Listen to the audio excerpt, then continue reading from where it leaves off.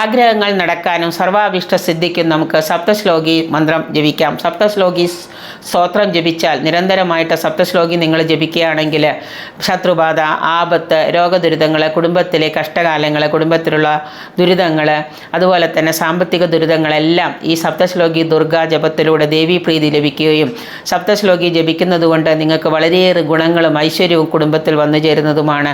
സാമ്പത്തിക ഉന്നമനം പോലും നിങ്ങൾക്ക് ഈ സപ്തശ്ലോകി ജപത്തിന് മുന്നിൽ ഉണ്ടാകുന്നതാണ്.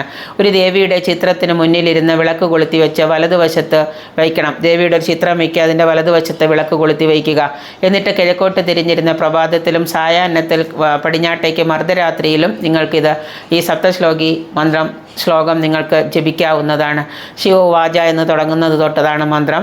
പിന്നെ ദേവീവാച വരുന്നുണ്ട്. ദേവീതം ഭക്തസുലഭേ സർവകാര്യ വിദായിനി കലൗഹീകാര്യ സിദ്ധാർത്ഥമുപായം പായം ബ്രൂഹി യത്നഃ. അതുപോലെ തന്നെ ദേവീവാച. അപ്പോൾ സപ്തശ്ലോകി സ്തോത്രം അറിയില്ലാത്തവർ വന്ന് അത് തെറ്റുകൂടാതെ എഴുതിയെടുത്ത് നിരന്തരമായിട്ട് നിങ്ങൾ വീട്ടിൽ നിത്യവും അത് ജപിക്കുകയാണെങ്കിൽ, ഈ സ്തോത്രം ജപിക്കുകയാണെങ്കിൽ ഈ ശ്ലോകം കൊണ്ട് നിങ്ങൾക്ക് നിങ്ങളുടെ വീട്ടിലെ ഗ്രഹത്തിലെ ദുരിതങ്ങളെല്ലാം മാറ്റാനായിട്ട് സാധിക്കുന്നതാണ്.